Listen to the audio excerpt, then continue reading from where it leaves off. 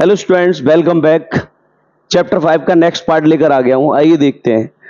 इसमें हम आज का टॉपिक है हमारा पहला, विशिष्ट चालकता तथा धारा घनत्व में क्या संबंध होता है। देखिए, और इसके आगे भी कई टॉपिक हैं, तो आइए शुरू करते हैं। तो विशिष्ट चालकता तथा धारा घनत्व में संबंध। यदि किसी धातु का विशिष्ट प्रतिरोध रो है, विशिष्ट प्रतिरोध आप जानते ही हैं, यदि किसी चालक का विशिष्ट प्रतिरोध रो है तो उसकी विशिष्ट चालकता सिग्मा बराबर 1/रो होगी, क्योंकि विशिष्ट चालकता विशिष्ट प्रतिरोध का व्युत्क्रम होता है, यानी अपोजिट क्वालिटी है। तो ये ऐसा हम पिछले वीडियो में पढ़ चुके हैं। तो ये सिग्मा इक्वल टू 1/रो होगी। तब मैं विशिष्ट प्रतिरोध की परिभाषा से रो बराबर ई अपॉन जे कह सकता हूं। ये विशिष्ट प्रतिरोध की परिभाषा में हमने ये डेफिनेशन में पढ़ा था, रो बराबर ई अपॉन जे। अब बच्चों, ये अपोजिट क्वालिटी है विशिष्ट चालकता, तो मैं ये कह सकता हूं, चूंकि बच्चों ये सिग्मा बराबर होता है 1/रो, तो मैं ये कह सकता हूं यार रो बराबर 1 सिग्मा हो सकता है कि नहीं हो सकता। तो ये अगर समीकरण फर्स्ट मान लिया जाए और ये समीकरण सेकंड मान लिया जाए तो हम दोनों की तुलना कर सकते हैं। तो समीकरण फर्स्ट व सेकंड की तुलना करने पर, समीकरण फर्स्ट व सेकंड की तुलना करने पर, समीकरण फर्स्ट व सेकंड की तुलना करने पर तुलना कर देंगे तो बच्चों होगा क्या इसमें, भाई ये भी रो के बराबर है, रो बराबर ई अपॉन जे, और ये भी 1 सिग्मा। तो मैं कह सकता हूं कि 1 सिग्मा बराबर ई अपॉन जे, ई अपॉन जे क्रॉस मल्टीप्लाई कर दिया जे का गुणा 1 में और सिग्मा इंटू ई। ठीक है, तो ये रिलेशन निकल के आ गया किसमें, धारा घनत्व में और विशिष्ट चालकता। ठीक है, धारा घनत्व और विशिष्ट चालकता में क्या बच्चों रिलेशन निकल करके आ गया। इसे आप वेक्टर फॉर्म में भी लिख सकते हैं, J vector equals to sigma into E vector.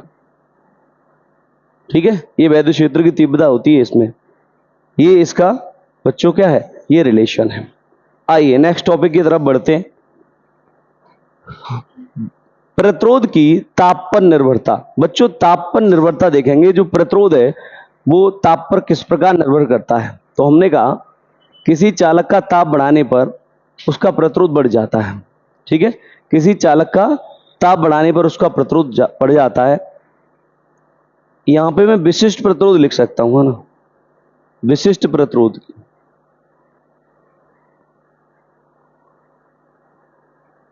विशिष्ट प्रतिरोध की ताप पर निर्भरता में किसी चालक का ताप बढ़ाने पर प्रतिरोध बढ़ जाता है, यानी टेम्परेचर बढ़ाने पर प्रतिरोध भी क्या हो जाता है बच्चों, बढ़ जाता है। ठीक है, अच्छा, तो प्रतिरोध बढ़ जाएगा तो रो बराबर आर ए अपॉन एल से, ये विशिष्ट प्रतिरोध का फॉर्मूला होता है, रो बराबर आर ए अपॉन एल। तो बच्चों आर बढ़ जाएगा, है ना, तो रो भी बढ़ जाएगा, अतः विशिष्ट प्रतिरोध का मान भी बढ़ जाएगा, यानी ताप बढ़ाने पर विशिष्ट प्रतिरोध का मान भी बढ़ जाता है बच्चों। ठीक है, अच्छा, मैं अगर एक यहाँ पे छोटा सा रिलेशन देख लीजिए, यहाँ पे कई सारे न्यूमेरिकल होंगे इस बेस पे। ठीक है, माना किसी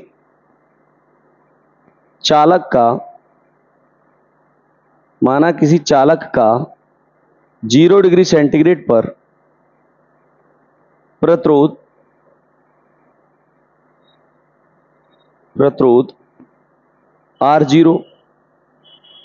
R0 है तथा T डिग्री सेंटीग्रेड पर प्रतिरोध RT है, और पदार्थ का प्रतिरोध ताप गुणांक, और पदार्थ का प्रतिरोध ताप गुणांक अल्फा है, और प्रतिरोध ताप गुणांक अल्फा है, तब बच्चों RT बराबर R0 1 प्लस अल्फा टी, इनका एक रिलेशन होता है, इसे आप याद रख लीजिएगा। RT बराबर R0 1 plus alpha T. RT T temperature पर प्रतिरोध है, R0 0 डिग्री पर है, 1 प्लस अल्फा प्रतिरोध ताप गुणांक है, T टेम्परेचर यहाँ पे, तो RT बराबर R0 1 प्लस अल्फा टी। ठीक है, अब यहां से अगर अल्फा निकालना चाहे बच्चों तो वो भी निकाल सकते हैं। अल्फा कैसे निकाल सकते हैं बच्चों यहाँ से? तो बेटा एक काम कर देंगे, यहाँ पे आर टी बराबर आर नोट का मल्टी हो जाएगा इसमें, R nought plus R nought into alpha T. तो आर टी माइनस का आर नोट इधर आ जाएगा बराबर R nought into alpha T. Alpha निकालना है तो यहाँ पे आ जाएगा बच्चों R T minus R nought upon R nought into T बराबर alpha, R nought into T बराबर अल्फा। तो प्रतिरोध ताप गुणांक का फॉर्मूला यहां से आप प्राप्त कर सकते हैं, डायरेक्ट प्रतिरोध ताप गुणांक अल्फा भी निकाल सकते हैं। प्रतिरोध ताप गुणांक का बच्चों जो मात्रक है, प्रतिरोध ताप गुणांक का मात्रक, प्रतिरोध ताप गुणांक का मात्रक प्रति डिग्री सेंटीग्रेड, प्रति डिग्री सेंटीग्रेड, या ऐसे लिख सकते हैं प्रति डिग्री सेंटीग्रेड। ठीक है, ये होता है। ठीक है, आइए बच्चों आगे देखते हैं। मिश्र धातुओं की प्रतिरोधकता पर ताप का क्या प्रभाव होता है, इस पे देखेंगे। मिश्र धातुओं की प्रतिरोधकता पर ताप का प्रभाव।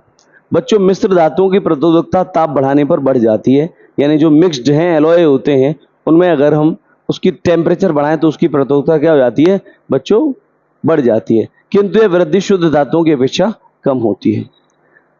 अर्धचालकों की बात करें तो अर्धचालकों की प्रतिरोधकता ताप पर किस प्रकार निर्भर करती है? तो हमने कहा वे पदार्थ, पहले तो अर्धचालक की बात करते हैं कि अर्धचालक क्या है। वे पदार्थ जिनकी चालकता अचालकों से अधिक होती है और चालकों से कम होती है, उन्हें अचालक कहते हैं, जैसे जर्मेनियम, सिलिकॉन और कार्बन डाइऑक्साइड, ठीक है, आदि।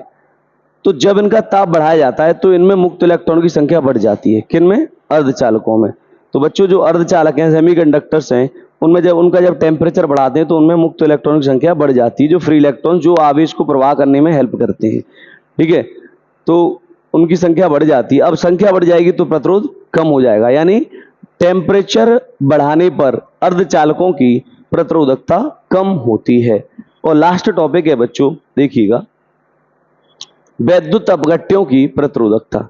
वैद्युत अपघट्य क्या होते हैं? वे पदार्थ, वे विलयन जिनमें धारा का प्रवाह हो जाता है, यानी करंट फ्लो करने पर आयनों में टूट जाते हैं।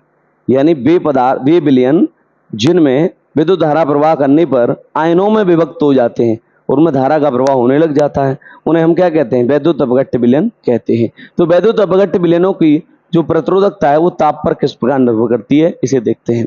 तो वैद्युत अपघट्य विलयन का ताप बढ़ाने पर उसकी श्यानता कम हो जाती है। श्यानता यानी उनका गाढ़ापन कम हो जाता है। ठीक है, श्यानता कम हो जाती है, जिससे जो उसमें जो आयन होते हैं, आयनों को चलने फिरने में क्या स्वतंत्रता मिल जाती है बच्चों, और स्वतंत्रता मिल जाएगी चलने फिरने के लिए, उनका प्रतिरोध कम हो जाएगा। ठीक है, तो इससे हम कह सकते हैं कि वैद्युत अपघट्य विलयनों का अगर ताप बढ़ाया जाता है तो उनकी श्यानता कम हो जाएगी और प्रतिरोधकता भी कम हो जाएगी। ठीक है बच्चों, तो आज के लिए इतना ही। मुलाकात होगी नेक्स्ट वीडियो में शीघ्र ही। Thanks for watching, bye bye.